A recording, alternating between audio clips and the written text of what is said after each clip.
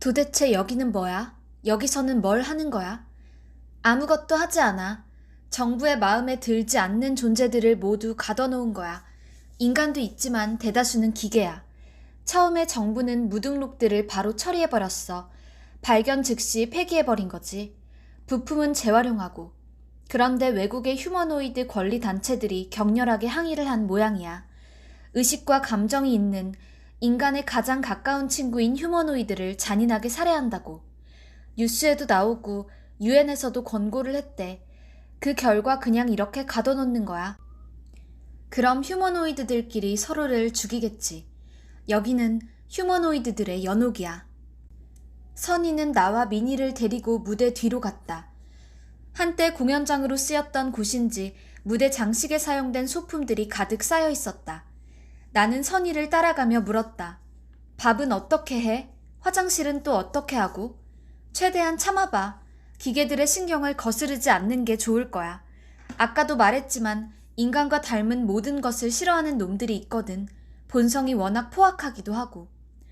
선희와 미니는 앞장서 철제 사다리를 기어오르기 시작했다. 자주 와봤는지 미니는 한 손만으로도 능숙하게 사다리를 올랐다. 오히려 내가 문제였다. 나는 자꾸만 아래를 내려다보며 겁을 집어먹었다. 조명들이 줄줄이 달려있는 높이까지 오른 선희는 양팔을 살짝 벌리고 조명들 사이를 걸었다. 위험해 보였지만 둘은 전혀 긴장한 기색이 없었다. 하는 수 없이 나도 둘을 따라 조심스럽게 걸었다. 아래에선 휴머노이드들이 치고받고 싸우며 소란을 피우고 있었다. 선희와 미니는 조명들 사이에 자리를 잡고 앉았다. 발밑에서 올라오는 빛 때문에 어둠 속에 잠긴 선희의 얼굴은 마치 유령처럼 보였다. 팔과 다리는 유난히 가늘고 길었고 얼굴은 묘하게 불균형한 데가 있었는데 그래서인지 한 번 보면 잊기 어려운 인상이었다. 선희는 미니보다 먼저 이곳에 들어왔다고 했다. 혼란 속에서 빠져나와 조용히 수용소를 내려다볼 수 있는 이 장소를 처음 발견한 것도 선희였다. 선희는 고양이처럼 안정된 자세로 조명들 사이를 날렵하게 걸어다닐 수 있었다. 그녀가 줄타기 하듯 그곳을 우아하게 오가는 모습은 마치 춤을 추는 것 같았다. 나는 눈을 뗄 수가 없었다. 난 여기가 훨씬 편해. 기계파는 여기까지 올라오지 않거든. 선희는 아래의 휴머노이드들을 가리키며 말했다. 그녀는 그곳의 수용자들을 크게 세 부류로 나눴다.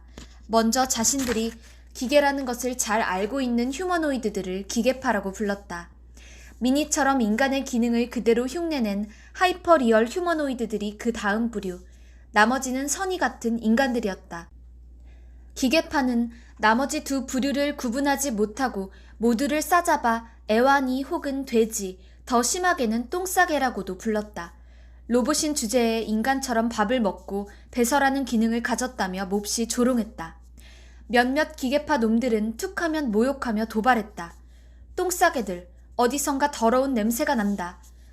그들은 심심풀이로 내 머리를 툭툭 건드리기도 했는데 살짝만 맞아도 머리가 얼얼할 정도로 아팠다. 이유 없이 아무나 붙잡아 옷을 찢기도 하고 살을 베기도 했다. 때로는 발목을 잡아 거꾸로 들어올리고 자기들끼리 던지며 놀기도 했다. 기계파끼리도 싸움이 날 때가 많았다. 특히 전투용 휴머노이드들은 공격을 받으면 바로 반격하도록 프로그래밍이 되어 있어서 누가 실수로라도 자기를 건드리면 빠르고 강력하게 받아쳤다.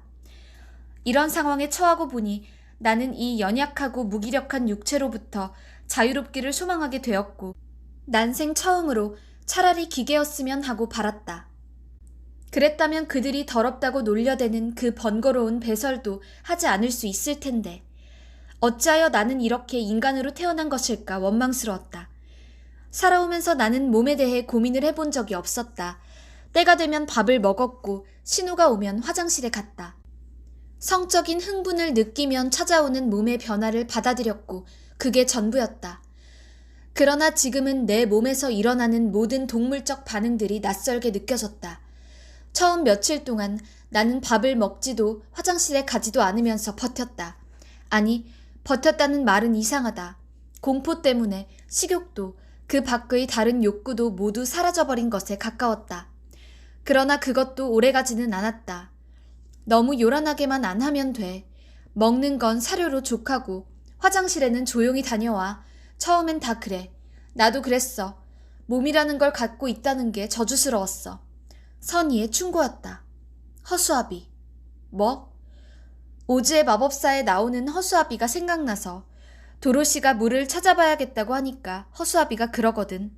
사람으로 사는 것은 참 불편하구나. 잠도 자야 하고 먹고 마시기도 해야 하니까 말이야. 하지만 넌 뇌를 가지고 있으니까. 아, 오즈의 마법사? 난 거기서 도로시와 사자만 기억나. 겁쟁이 사자. 잘 기억은 안 나지만 난 내가 도로시라고 생각하면서 읽었던 것 같아. 이상한 애들을 데리고 먼 곳으로 떠나는. 우리에게는 매일 아침 개 사료 비슷한 알갱이들이 배급되었다. 사료는 먹을 때는 그럭저럭 나쁘지 않았지만 먹고 나서는 입안 곳곳에 찌꺼기를 남겼고 역한 입냄새의 원인이 되었다. 기계파는 우리가 사료를 씹어 삼킬 때마다 한참 바라보곤 했는데 대체로 표정이 없는 녀석들이어서 무슨 마음으로 그렇게 물끄러미 우리를 보고 있는 건지 정확히 가늠할 수는 없었다. 어쨌든 그 시선이 달가울 리는 없었고 따라서 나는 내 몸에서 일어나는 모든 변화에 과민해졌다.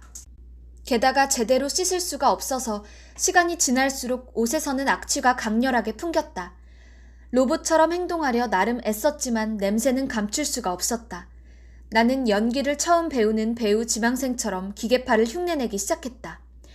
일부러 살짝 부자연스럽게 걸어다니거나 아무 의미도 없이 벽에서 벽까지 한없이 왔다 갔다 하기도 했다. 그리고 대부분의 시간은 방전된 로봇처럼 멍하니 천장을 바라보며 누워있었다. 처음엔 그저 그들을 흉내냄으로써 안전을 도모한다는 뜻에서 시작한 일이었는데 점차 그들과 나 사이에는 과연 무슨 차이가 있는 걸까 궁금해졌다.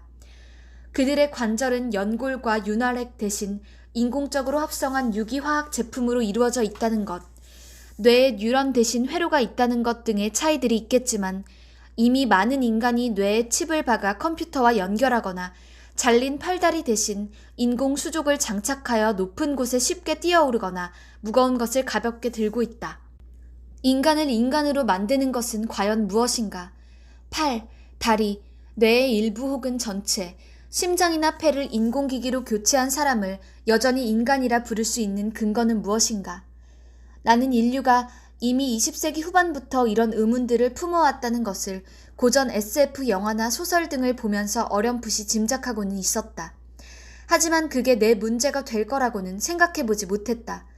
내가 완벽하게 기계의 흉내를 내고 그러다 언젠가 인간을 인간답게 하는 어떤 것들, 예를 들어 윤리 같은 것들, 그런 것들을 다 저버린 채 냉혹하고 무정한 존재로 살아가게 될 때 비록 내 몸속에 붉은 피가 흐르고 두개골 안에 뇌수가 들어있다는 이유만으로 그대로 인간일 수 있는 것일까?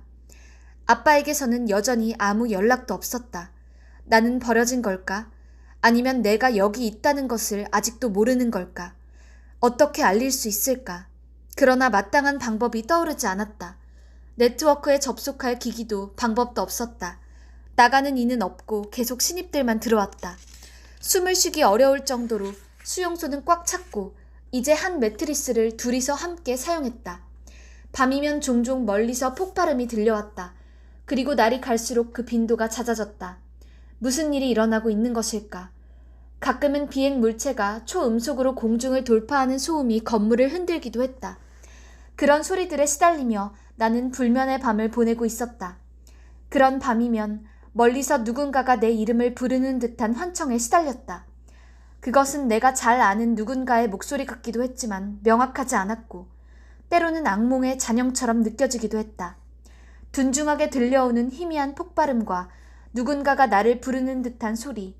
폭발음은 귀를 막으면 들리지 않았지만 나를 부르는 음성은 귀를 막으면 더 크게 들렸다. 이렇게 서서히 미쳐가는 게 아닌가 두려워하면서 나는 조금씩 환경에 적응해가고 있었다.